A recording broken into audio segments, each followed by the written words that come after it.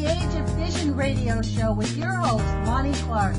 We stand together and accept that we now live in a world transformed by Fukushima. Monday, Wednesday, and Friday from 8 a.m. to 9 a.m.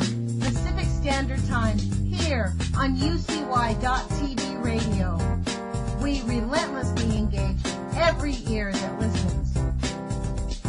We expose and confront the complete lack of accountability for the nuclear industry. Consider social engineering programs who view our bodies, minds, and souls as assets on a balance sheet. We discuss vital current issues, interview activists, and engage our audience in an effort to allow all voices to be heard. The Age of Vision radio show creates a venue that all will choose. We encourage our listeners to reclaim their power and their courage to take action and save our planet from the ravages of greed and indifference. Our actions matter. Every voice matters. We remind our listeners that happiness is resistance.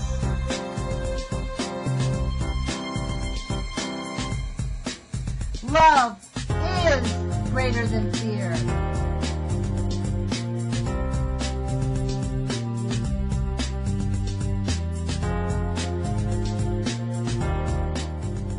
Good morning, UCY.TV. This is Lonnie Clark with the Age of Fission radio show. So today is Wednesday, and it's October 5th, 2016. It's 8 a.m. in the morning Pacific Standard Time. So we really appreciate you joining us. Wednesdays is our interview day, and I wanted to share with you today we have a pretty exciting guest that very few people get to hear from. Right before the radio show, she actually unloaded some pretty interesting information that my jaw is still on the floor. Let me introduce to you first Hope Castor. She is in Washington. She contacted me. She's a listener of our show. She is a truth nuker, and I am refusing to call ourselves an anti-nukers because that's a negative connotation. So I totally am moving my conversation to be calling ourselves truth nukers, because the truth is nuclear is a failed experiment and completely deadly. So, Hope, I want to welcome you to the show. Thank you for joining us. Oh, thank you, Lonnie. It's a pleasure to be here. I'm a big fan of your show. I thought your interview with Carl Grossman was brilliant. He is one of my favorite people, and I am just so impressed with the work you're doing.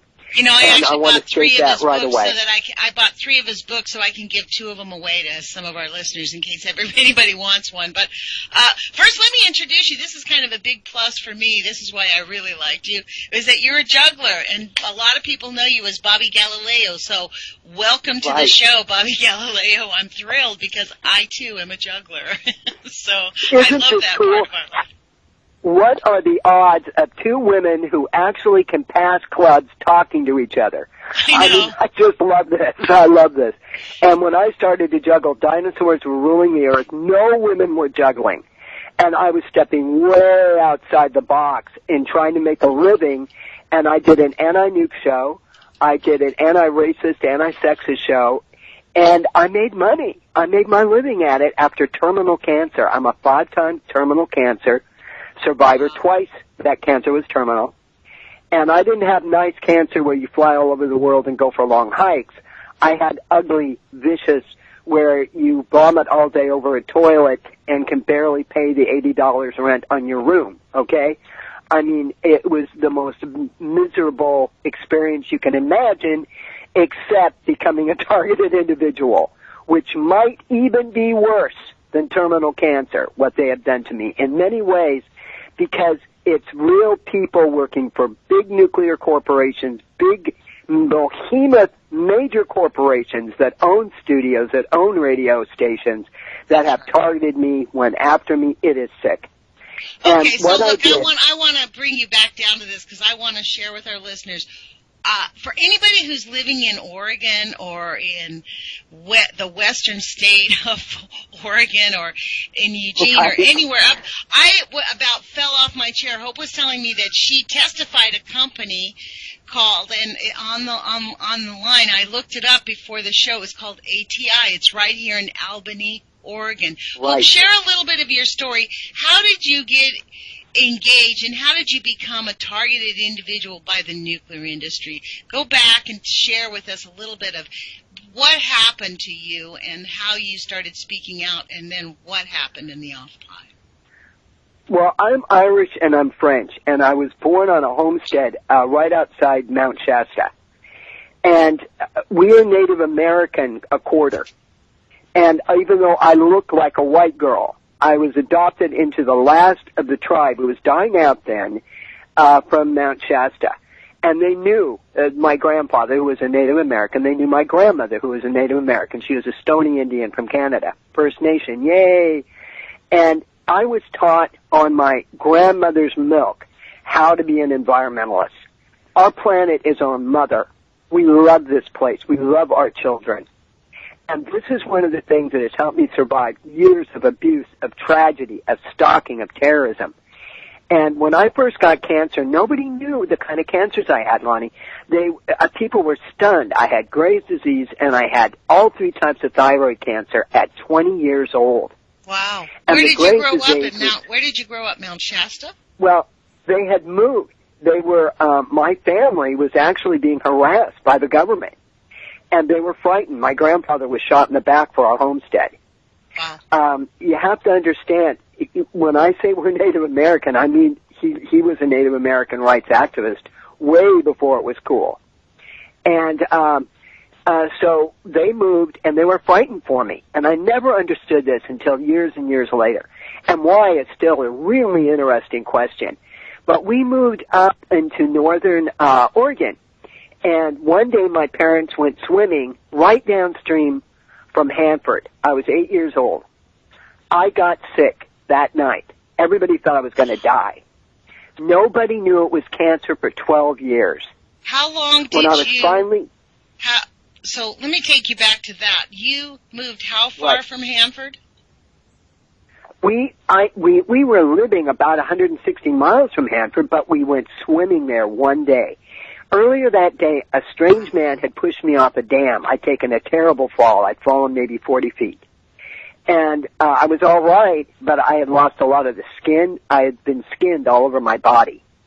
I went into the water, and the government has always denied that there was radiation in the Columbia River. That is a lie. There is radiation in the Columbia River. I don't believe I had airborne emitters. I might have, but I doubt it. But either the trauma of the accident happening to me that day or the loss of blood, whatever it was, what happened to me is I got sick immediately. If your blood touched that radiation, you know, our skin's a great protector, but that's what I tell my grandchildren. Don't put the rain in your eyes or in your ear, in your mouth.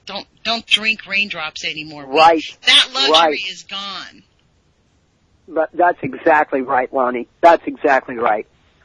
We are being radiated every day from Fukushima. And long before I had cancer, knew I had cancer. I had cancer the whole time, but I didn't know it. I became not an anti-nuker, a nuker truther, because that's what we are. We are out in big behemoth industries that made a whole lot of money from Trinity on with secret military industrial complex money. They have bought radio stations. I've always said what happened to me is really MK Ultra. It's MK Ultra went to Hollywood and bought some pretend rock bands, okay? I mean, really, that's what it is. It's and it's deadly and it's horrible. A famous woman, and I can't remember her name. She's a famous Irish activist who has really done some great work on Chernobyl. One of the things she said, the most deadly thing that came out of Chernobyl wasn't the radiation; it was the lies. Right. Millions of people have died from Chernobyl. Chernobyl is a small accident compared to Fukushima. Fukushima is the biggie. We are up against it now. We are in it now. I don't care who you are. If you're on the West Coast right now, you are in it. If you're in the South of America, and I've always said LA is going to be hit worse than Washington State, because of the jet stream, they're getting double dosed every day. Mm-hmm. And I'm telling you, Lonnie, when I went swimming in that river, I was only 8 years old. Nobody knew what was wrong with me. Wow. Years later, they were able to look back and say, my God, you got radiation sickness. Your teeth all rotted.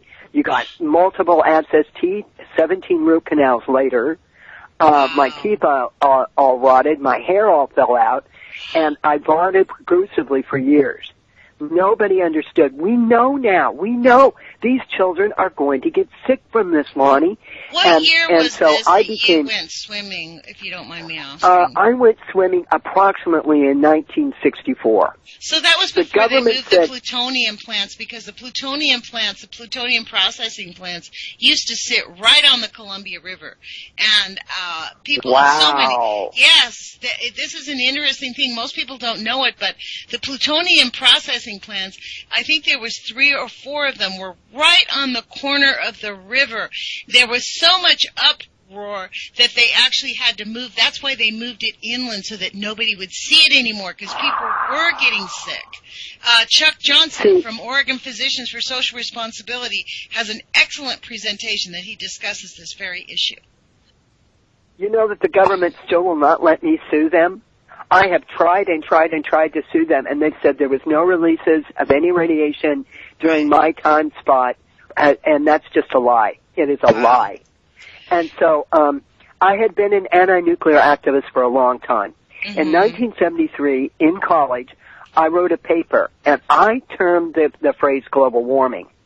Now, the phrase nuclear priesthood, I was the first person that I know of that used that against the nuclear industry. Now, I know that phrase came from that guy. Yeah, from I Weinberg. said that in 1972. Yeah, well, that was now, the year Weinberg he might have said it before me. Yeah. He might have said it before me, but I didn't know about it. That presentation. 72 was How the year interesting. Yes. They've been using me a long time, Lonnie. It might be. It might be that he got it from me and tried to make it a good thing. It's an evil thing. They think that and I know physics. I know more. I have forgotten more about radiation than most of these physicists know. I'm serious when I say that, because I studied it after I found out I had cancer, like my life depended on it, because I knew it did. I knew it did. And so, and I also saw it as the future of the world. Now, I got married. I miscarried 13 times. I couldn't hold a baby. I would miscarriage usually very, very early. And this is heartbreaking, Lonnie. I mean, I wanted children so much. I was a professional children's juggler. I came back after cancer, taught myself to juggle. They'd taken out my complete thyroid, so I'd lost this huge octave range voice. I'd lost this beautiful voice, and I could sing rock and roll, opera, you name it. And I was already writing stories. I was already writing children's stories. I was doing a lot of art. And all of a sudden, my life was tragically taken from me with this cancer. I mean, I was devastated. So I came back and I wrote 27 workable juggling shows, which is a huge amount of work. Most people don't have anywhere near that amount of work. And I knew that. That's what I wanted. I wanted to be a writer. I was always going to have, the great American novel. I was always going to sell a lot of, I always had these dreams, right? We all do. Mine were smashed, and I mean they were smashed physically. I was pursued and smashed. So I kept miscarriaging it, and it looked like I was never going to have a baby, and all of a sudden I had a baby, the cancer returned, and I was again in the fight of my life. Nobody believed I would live, Lonnie. Nobody believed it. I lived, but I lost my husband. He walked out. Well, that happens, Too bad he couldn't handle cancer. He didn't want a baby. Fine. You knew all these years I've been married to, 18 years, you knew I was working on it. So out the door, I wasn't even worried about it. I had cancer to deal with and a baby. And this is the only time I've had any happiness in my adult life was with my family. And my child just meant so much to me. I was so happy. Well, my ex kept telling me he wasn't running around, but he'd come home and he broke my arm, he broke my back, And at that point, I said, that's it. I will not put up with violence. That's it. I'm filing for divorce. And he said, okay, I agree with you. I've been rotten to you. And he met me out at the Molalla River, which is outside of Portland. We go up there, we spend the day, but there's this white pickup that keeps watching me, Lonnie, all day long. It keeps watching me. And I'm looking at my ex going, you know, that ain't right. And my ex-husband, he looked at me in the eye and he goes, you know, we figured it all out. I'm going to pay you so much alimony and child support. You can have the kid. I'll take the juggling stuff up to the park. You just sit here. I want you and Billy to be together. Remember that I said that. That's what he said, word for word. And I'll walk up to the car. I started up to the car. The white pickup who had been watching me all afternoon moves, rolls down the window. He looks at me and he smiles. And this is what he says to me, Lonnie. Are you still there? Yeah, I'm just listening. Lonnie, I just want to make sure I still got you. I'm still on. No, don't worry. He looks at me in the eye. He smiles ear to ear. And he says, I love you. I'm sorry. You're going to die. Phrase I was to hear later, and I'll tell you about that phrase and how that phrase has haunted me. Picked up the biggest gun I've ever seen in my life, an automatic rifle, and opens up on me. Now, I had just climbed up to the top of this cliff up above the river, and my ex-husband is parked over by him, and I thought, oh, my God, if I run to my ex-husband, I'll be shot. I've got to protect the baby. So what I did is I curled myself into a ball, and I literally flew off the side of the cliff. It was a death move. I mean, I knew I couldn't survive the fall. But somehow, you know, remember the fall when I was in the third grade? Remember, yeah. I lived? Yeah, I lived, Lonnie. And the kid wasn't knocked from me. He didn't have a scratch on him, but I was beat to heck. My cheek was broken. My nose was broken. I mean, wow. There was blood everywhere. What year was this? I mean, this year was 1991. My baby was 2 years old. So you have been going through this since how long? I'm like, it sounds like this has been like a 20, 30-year journey of being... of hell on earth. Now, when I testified against Teledon Wall Chang, and this year is like 1982, this is 10 years before I was shot at. You mentioned this, that you had testified. This is what blew me away. This company, folks, is in Albany, Oregon. It's called ATI right now. And what they do is they specialize, according to their website, specialty alloys and components. And the reactive and refractory metal producer has been making zirconium mill products. They specialize, including hafnium, niobium, helium, titanium, vaconium, and they're a heavy metals factory. Right they're here, heavy metals. it's 30 miles from where I live, frankly. Right. And that speaks to why we have a cancer cluster up there. That's right. Salem, Monmouth, Independence, that whole area, Albany, Corvallis. The factory is actually, I think it's called Millsburg. It's right north of the actual Albany town. And when I testified against them, when I found out they had what we called in the day dime. Dime is depleted uranium. And long before depleted uranium was called depleted uranium, they changed the name. And this is what they do, Lonnie. They change the name of things. They change the name of Sellafield. They change the name of things to confuse people. How we measure radiation, they change that all the time. Curies, rads, you know. And it makes it confusing for people, and you have to do their whole little translation thing to understand what they're talking about. But I knew what depleted uranium was. I knew it was toxified uranium that had went through a uranium reactor. And what that means is that after that, the uranium is excited. It means that the structure of the atom itself is fighting now to get out. And it's a deadly poison. It's a deadly toxin to human beings. And so when I went in, I had cancer. My cancer returned in the early 80s. And I walked in there with my hair in a neat little bun and a beautiful little three-piece black suit on and my little high heels, my makeup, and I'd stuffed myself with anti-vomit medicine and codeine and everything else I could get my hands on just to stand up. Well, I got international news coverage that day. And what happened is after I had finished the speech, there was a man who had sat there and smirked at me. And the whole room thought that I was pro-nuke. And everybody that was anti-nuke were kind of in flannel shirts and Birkenstocks and jeans. And then they started to whisper, that's Bobby Galeleo. She's one of us. And they had all pledged me their minutes. So I got to do my whole speech, and it made international news coverage. And those farmers had no idea. This is what Teledon Wacheng was planning to do. They were planning to take the contaminated earth from their cooling pools, from all their pools where they had stored all this depleted uranium and let the water evaporate off of it, and put it on farmers' fields.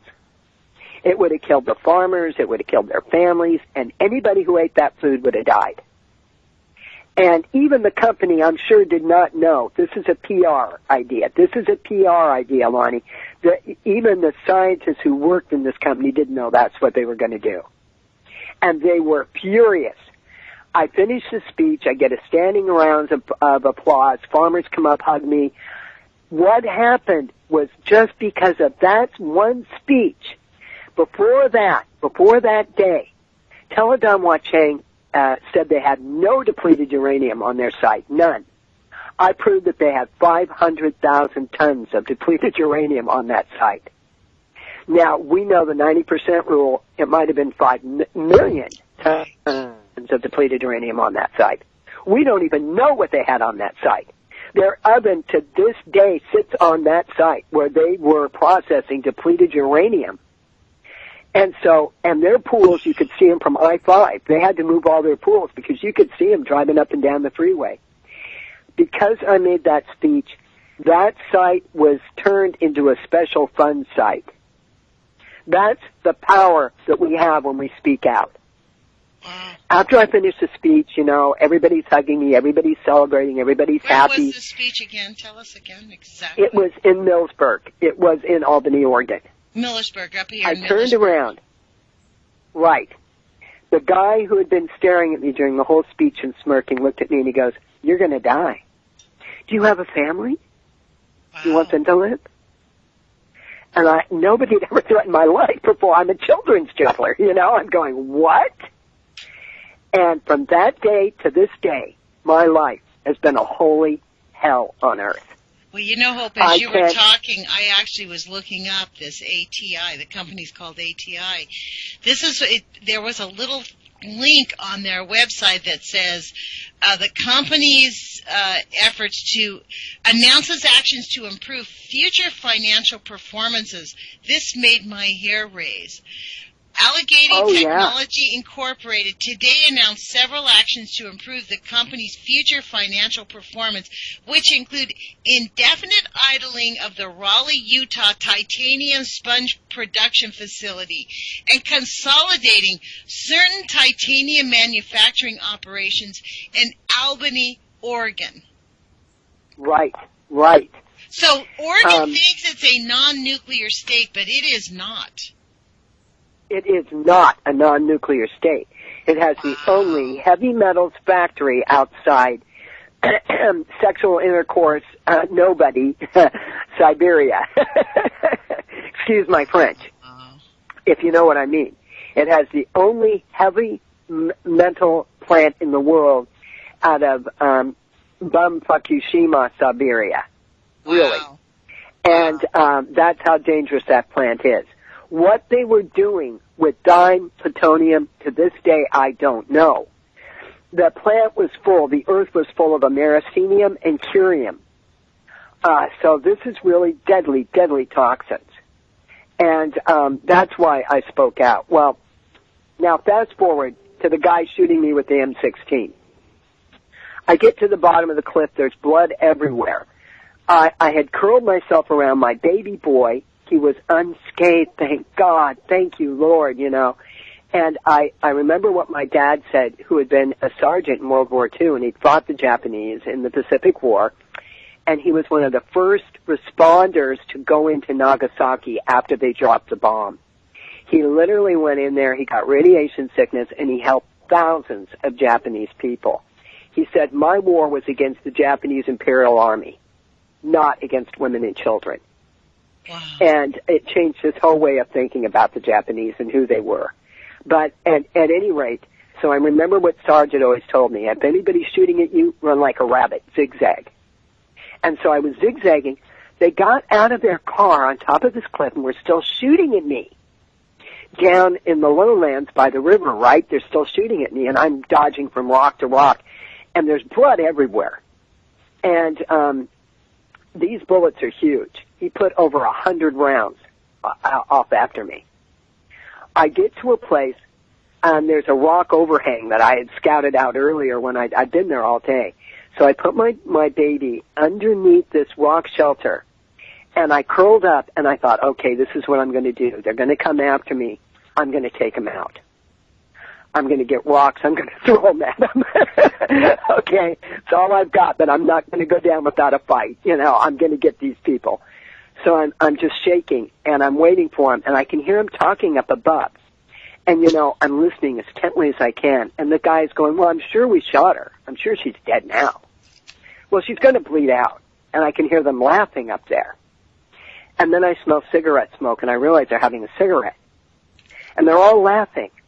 And I can't figure out who it is talking, you know, and then they take off. I hear car door slam, and they take off. I grab my baby, run up the cliff, think, oh, my God, my ex-husband, he's up there, he's bleeding to death. I'm going to throw him in the car, I'll get him to the hospital. My ex-husband never allowed me to drive, never. And so, you know, I'm running as fast as I can up this hill going, well, he's going to allow me today, you know, he's going to be shot full of Swiss cheese bullets, you know. I get up there. He's standing there smoking a cigarette. He's fine. And he looked at me like he'd seen a ghost, Lonnie. He looked at me and said, you're alive. He goes, you can't be alive. You can't survive that fall. And I looked at him and I said, yeah, I'm okay. I'm all right. Look, the baby's fine. There's not a scratch on the baby. Isn't that great? And he's going, it's amazing. It's a miracle. So he throws me in the car and he goes, I'm going to go get him. They just shot at my wife and kid. I'm going to go get him. I look at this guy and I'm going, hello, this guy has an elephant gun. I have juggling clubs. I don't want to catch him. I want to go call the sheriff. He's looking at me, and Lonnie, he goes, oh, there won't be any need for the sheriff. And he goes, yeah, they shot at you with an M16. Well, I don't know an M16 from an AK-47 from my broomstick. Do you think he knew about them? Well, let me finish. I never believed he was. I loved this man so totally. I was more than happy he was getting a divorce. I never wanted him around me again, but I loved him. This is the love of my life. This is my man, you know. I mean, my God, you know. Yeah, that one. Oh, I was so stupid, Lonnie. Well, that's the gaslighting. That's the gaslighting thing that we're all trained to do. Just be part of that. So right. It's doublethink. And so we get to the service station, and that's how strong it is. And we never believe what's right even in front of us until we have to, and I'll go into that, of why I had to believe it. We go into a gas station, and I get out of the car. My ex runs around, he throws me against the car, and he goes, you aren't calling anybody. Well, a couple of farmers were watching this going, hey, you are bleeding everywhere. Did he do this to you? I'm going, no, a man shot at me with a big gun, and I jumped off a cliff.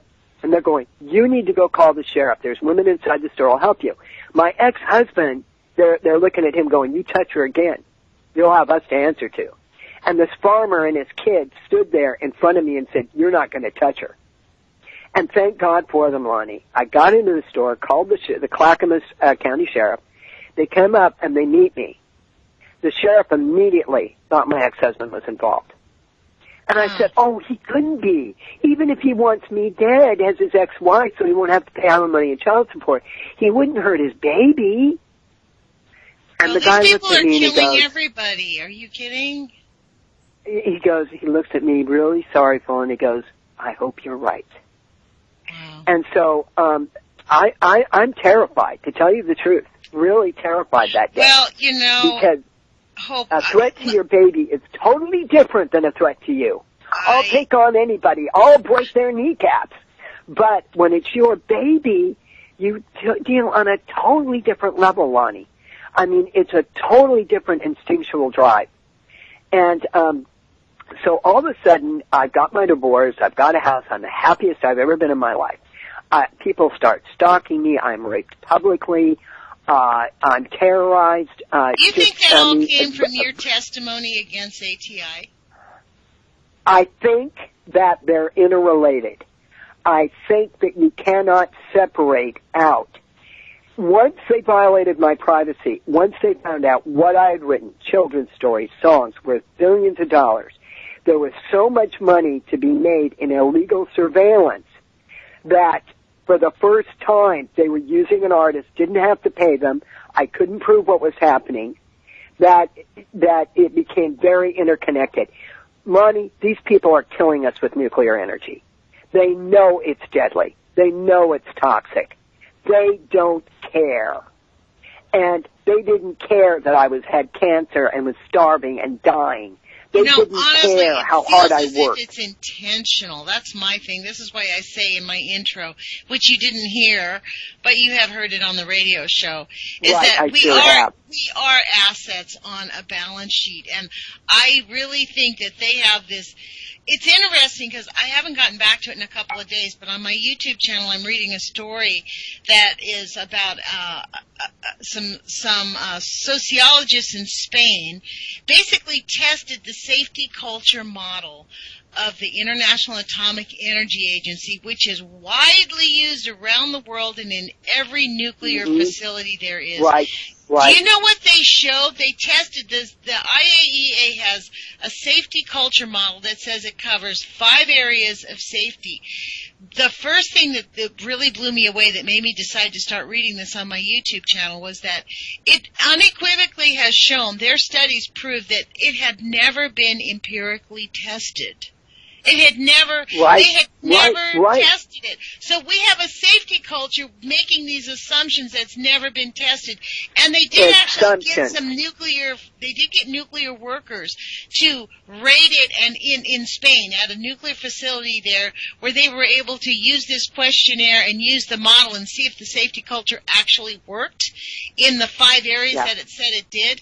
Their study said unequivocally that at best it could handle 1 area of safety, but all the other ones, it could not even halfway prove it. So the nuclear industry is lying to its own people, its own industry. It's making a bunch of lies up and convincing scientists and physicists and they're doing it for a money, lie that because is a complete lie. Lonnie, they're making so much money off this industry. They made so much money off violation of my privacy. Lonnie, when you're making money, you start lying about the harm you're doing.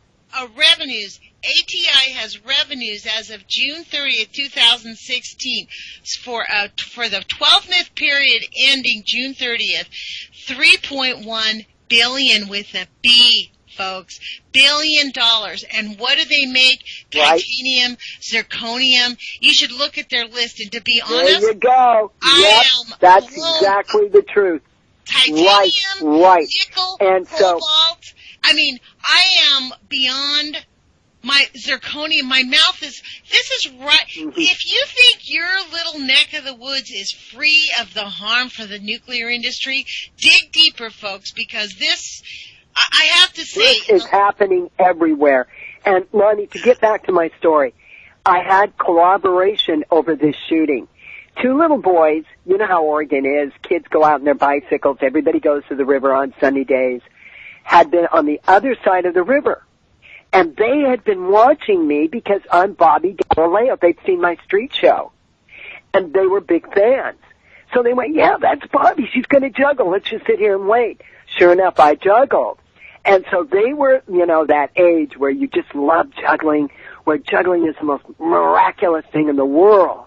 And so they had sat down on the cliff on the other side of the river. Right. And some of us never outgrow it. And so they had watched the whole thing. And they had seen the guy shoot at me. And they had raced on their bicycles into the store to tell the people I was dead, that I'd been shot. And they had bullets in their hand.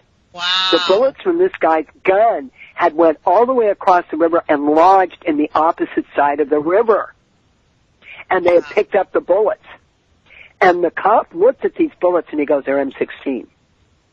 And I thought, gosh, Grant, my ex-husband, knows a whole lot about guns. Who knew? You know? And so anyway, come to find out, the police never arrested these guys. They said it was an accidental shooting. They never even gave them a ticket for putting off firearms in public. I was shot at again in my house. Again and again, these horrible things keep happening to me. Acts of violence, terrorism, stalking, gaslighting. Things are coming to a crisis. My ex-husband threatens me and my kid. He took my kid. I took my kid and I ran. At some point, you've got to understand, I'm going to die if I don't do something. I'm really being threatened. People were making millions of dollars off me. They didn't care how I was suffering, Lonnie. They didn't care. They were making money. And now they do care because it's their children, Lonnie. Because it's their future. Because they're not making any money anymore. Care. You want me to tell you the truth? I don't think it's that. I think their own self-interest now is threatened. Well, that's cancer the truth, is Lonnie. the number one killer of children, brain cancer. And they are still... Do you know, at the turn of the century, according to my research, only 1 out of 100 people had cancer. That's right. Now, according to the nucleatory industry, it is 40%. The number one killer of children used to be accidental death and then influenza and then smallpox. Now it is cancer, cancer, cancer.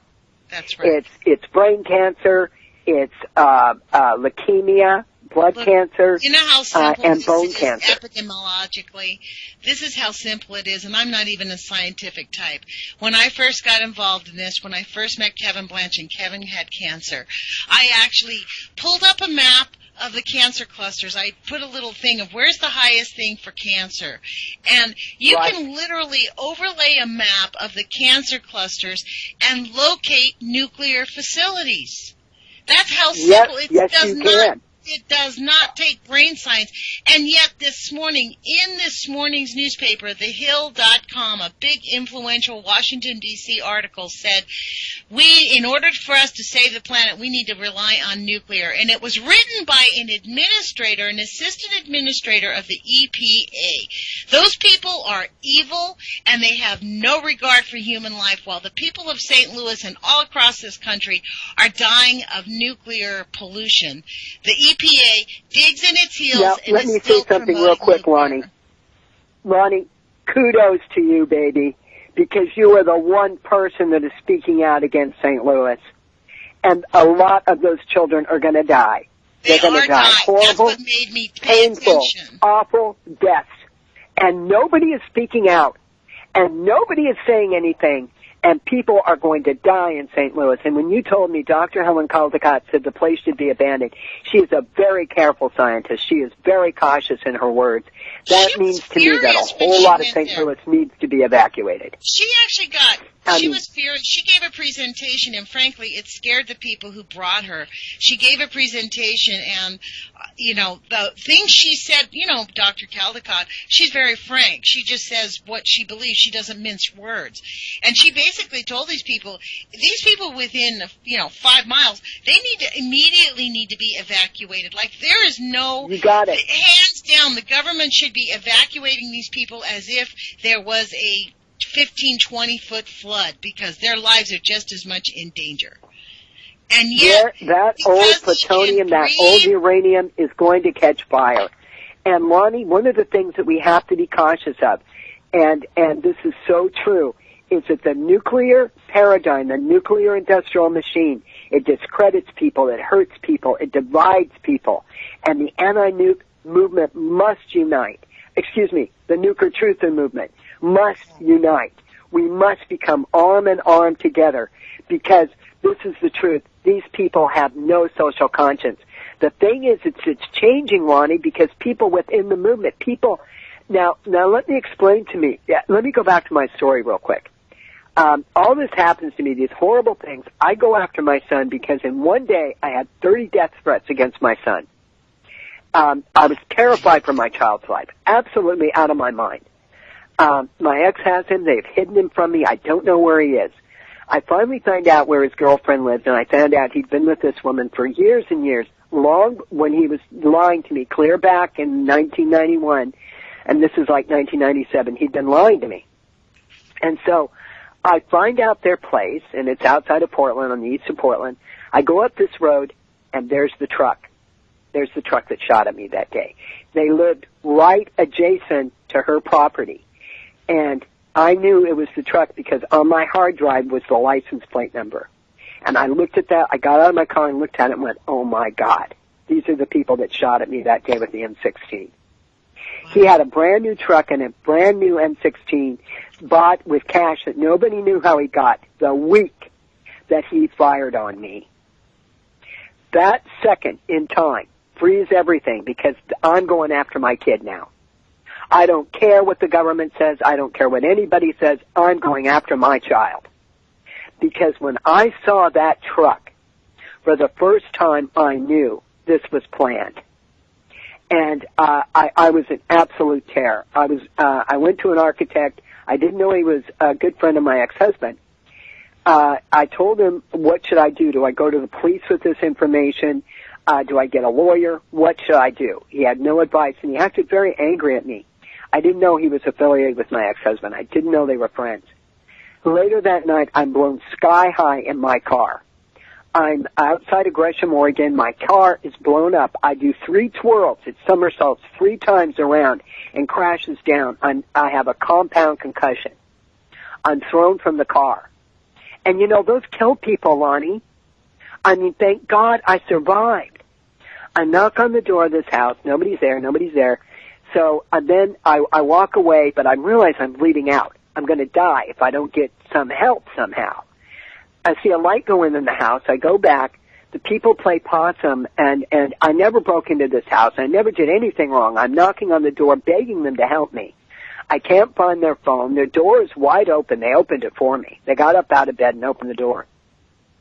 So I said, okay, I'll give you $80 and I'll borrow your car for one night. I've got to go get my son. I've got to make the authorities aware. My kid is really in danger now. And so what happens, to make a long story short, is I'm arrested. I was put to death 3 times. I spent 2.5 years behind bars, was never given a lawyer. In 2.5 years, I never saw a lawyer. They said I was crazy, Lonnie, because they said there's no such thing as violation of privacy. It's a lie. Okay, that's a lie. And what they did to me was they knew I was allergic to those drugs. They knew it. They gave them to me. They never diagnosed me with a mental illness. I don't have one. And they put me to death. They stopped my heart 3 times. They gave me 5 strokes. So if you don't think that this is about money, this is about huge amounts of money, and that's why, Lonnie, I say you pay me the money. It's the only way I could protect me and my children to this day. My brother in Alaska, who helped me, I wrote a very well-known best-selling novel in his attic. He was a Vietnam veteran. His leg was amputated last year, the year before last. They cut off the wrong leg, Lonnie. They left on his bad leg, and they cut off his good one. 2 weeks later, they try to burn him alive in his house. They steal his gun collection, and then they beat him to death. There's a long arm. Let me ask you this, Hope. Let me ask you this. Yeah. Who do you think? I mean, I miss my brother. These are some very serious, actions, and I won't even call them allegations because they actually happened to you, right? But this is the question: right. At what level? Obviously, this takes government. Like, there's a lot of police officers and a lot of police departments who have to look away at this type of thing. You bet Correct? they do. And some of them are dirty, and some of them have been involved. But a lot of them aren't dirty. A lot of them are really good people. And they have looked away, Lonnie. They have taken their paychecks. They have went to work, and they have allowed me to be tortured, to be bully-ragged. Every day I'm exposed to repetitive tape loops. And I stand up and I say that to anybody in this country. There are people doing surveillance every day, sometimes hundreds of times a day. My life is threatened. We love you. We're sorry. You're going to die. You're going to die. The same words from a prostitute who, when I was arrested, she was the happiest person you ever met. This person was so happy she couldn't stop smiling. She tortured her son to death. She had a wall-sized picture of her kid. She'd look at this picture of her child that she tortured to death and go, I love you. I'm sorry. You're going to die. And that's a phrase that they've been using on me all these years. That sounds like an effort just to drive you insane. That's kind of a... You bet. And I'll tell you why. That's a super gaslighting technique to just sort of make sure that you're doubting They yourself. had a whole lot of money invested in this, Lonnie, because they were using me for money. They have an unpaid think machine. They have a creative artist. Every day I write between 2 and 3 songs. They don't have it anymore, but I'm still writing them.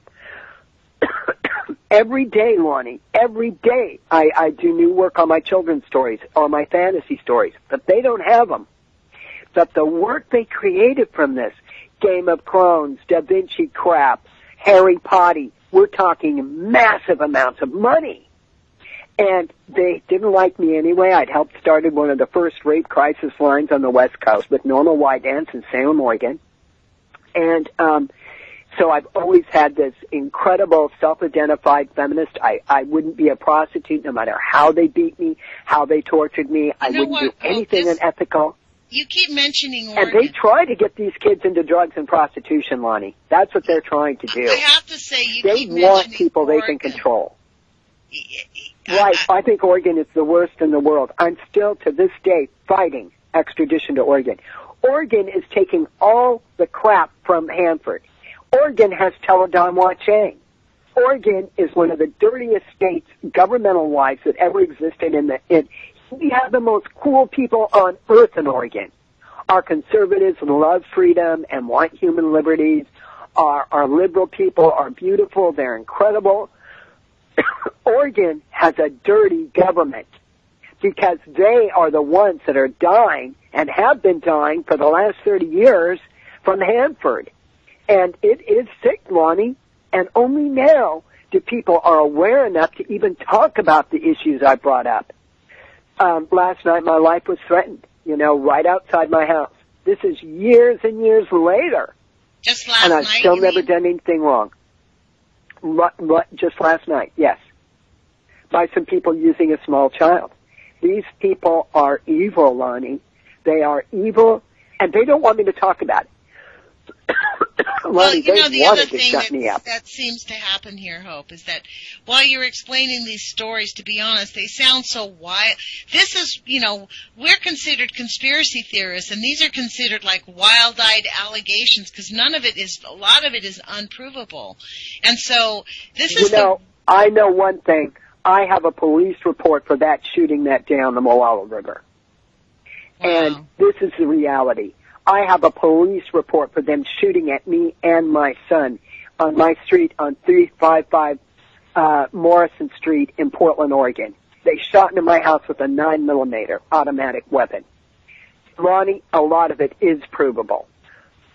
My car was blown up that night. The state of Oregon never, ever, one time gave me any pain relievers or helped me at all with that concussion. They were waiting for me to die, Lonnie. They were waiting for me to die from the effects of a compound concussion. And I didn't die. And Lonnie, a lot of this is provable. And a lot of it isn't. How they gaslight. I mean, these people are pros. They use crisis actors. They are very cautious. Not only that, now they have the technology to sort of implant emotions and seeds in your brain if they want to. I mean, they've gotten really... They try. I mean, it's true. They do try, and they prey on the weak. But this is the issue. Is like this whole thing is about just denial. It's unconscionable. Right. I mean, I just can't even believe it's killing our economy. We're not buying it. The American people are waking up. Even the most stay-at-home, quiet person on earth that wants to believe everything about America has got to listen to the story and say, my God, if she's really a juggler, she must be telling the truth about something. I have never juggled in the last 16 years and not been harassed. I have never done anything.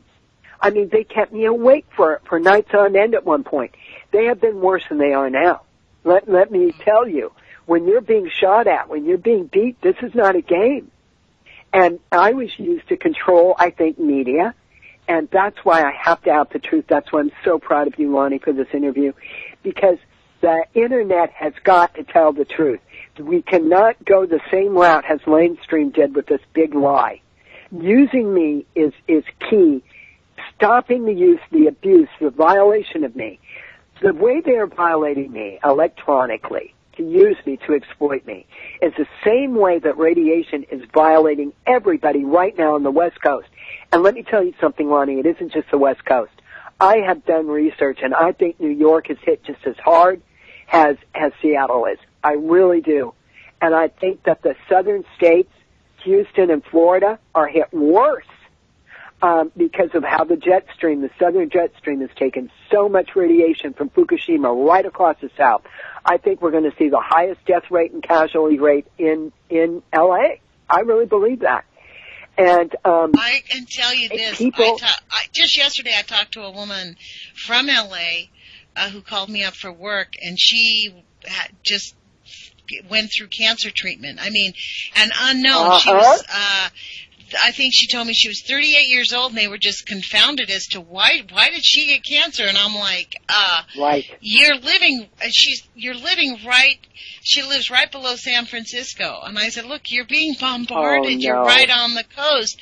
But people, right. She's like, well, what are we going to do? And I said, this is reality. I really can't tell you what to do. I do know that you can protect yourself through nutrition, health, good attitude, and get active. Like, you need to shut down Diablo Canyon. You live right there. You need to get actively engaged in protecting, stopping them from dumping the nuclear waste right into the ocean, right off of the Pacific Ocean, which Diablo Canyon regularly does. They all do. None of us, this is the hard part for me, Hope, is as I've been doing this radio show in depth, just talking to people, it's like unpeeling an onion, and honestly, we are being maliciously attacked. After layer after layer of their cruelty, their cover-up, their pollution. Lonnie, why I was targeted so hard. Now, borrowing a car is nothing. I should never have been arrested. I shouldn't have even spent the night in jail. I left the people money. I told them who I was. I left everything in black and white on paper, signed my name to it, gave my address, my social security number, my phone number. This is not a car thief. I stole nothing. I breaked into nothing. It's a lie, Lonnie.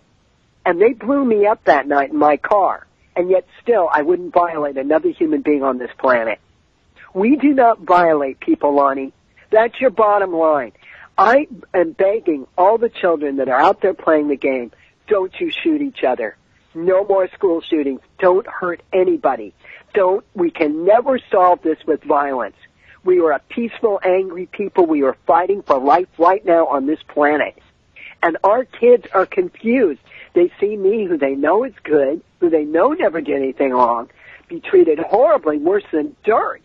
And they go, well, heck, maybe we should just go out and just do a bunch of drugs and chloroform or whatever. No. And there's no such thing as sex in jail. Never. There's rape in jail. That's all jail's about. It's rape. And we have got to clean up our act. We have got to clean up the prison system. We have got to clean up what's going on. No corporation has a right to pull a gaslight on a person. No show has a right. No sitcom. That's all they do no in the music That's band. the United States business model, is gaslighting.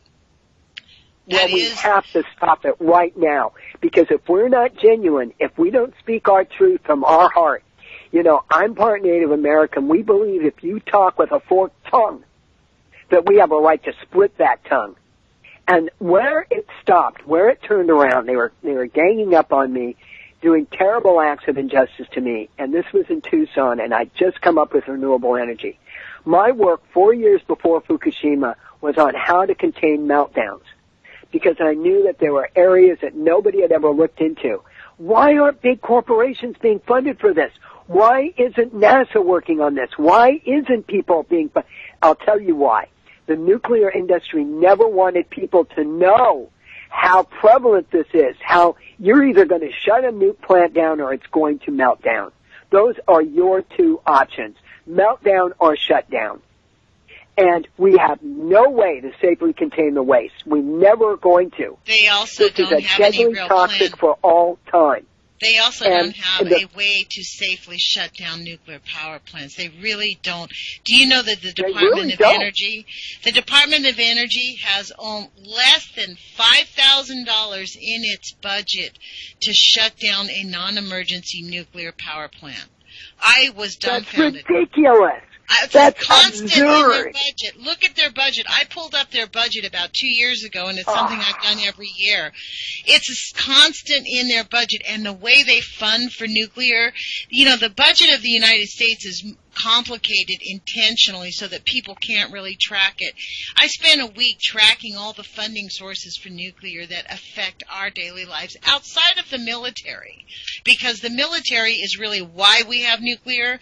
But so I thought, okay, we can't really deal with that, but the Department of Energy, who is responsible for overseeing all these nuclear power plants, they don't even consider shutting down nuclear. This is why Indian Point, they will not shut Indian Point down if Indian Point goes, we'll there are 10 50 million people in New York dead. That's when they're going to shut it. And then they won't even do it then. They'll just say this was something beyond their circumstances. Nobody ever saw it coming. The same bullshit they told us in Fukushima. And now, in Fukushima, they're just allowing it to get worse and worse and worse. And then they're going to say, for 5 years, the world changed on 3/11. The entire world changed that day. And yet they are still harassing me, still hounding me, still doing hate crimes to me 5.5 years later, who has renewable, perpetual, safe, green energy. And Lonnie, I can say that because I really do have it. And because I think what's going to protect me is when the truth comes out, and you're helping that right now, is I will have enough money to protect me and my children. I do not want my kids used by these people. My private life is my private life. Nobody has a right to 1 second of it. And I've been celibate for 20 years. Well, I'm a very spiritual person. It's been really healthy and happy for me. But anybody else would either be forced to be sexual in front of these people or be used and degraded and raped in front of them. And it is wrong, Lonnie. That our whole thing, I can't even pray alone. Every right that we have is being taken away from an industry that is stupid and fat and gluttonous and cruel and lying. And when you see, I went into hospitals. I did shows for children dying of cancer. You know that Dr. Banachevsky, the incredible Russian scientist and doctor, he discovered Chernobyl heart. That cesium was actually killing children all over Europe from attacking their heart muscles. This man is, to me, one of the greatest heroes that ever lived. He was in prison in Russia for 7 years. Yes, I know that. And you know why they sent him to prison? This was interesting because he discovered that apopectin seriously helped children with radiation exposure. So as soon as his paper came out about the apopectin cure, he was thrown into jail. This was one of the very first stories that got me super aware of how evil the nuclear industry is. So, Hope, guess what? Think about what they did to me. We have to end this. We cannot continue. Hope, we have 30 seconds left. I hope you will come back and share more of our conversation because really people need to know about how deep the harm that the nuclear industry, not just the control of the government, but anybody who speaks out is a target. So that's right. You have been I am less targeted the more I speak out. The more we fight back, the less targeted, the safer.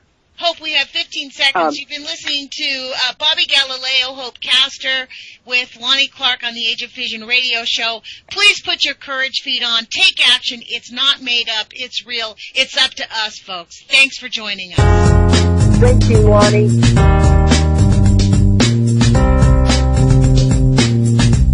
Are you still there?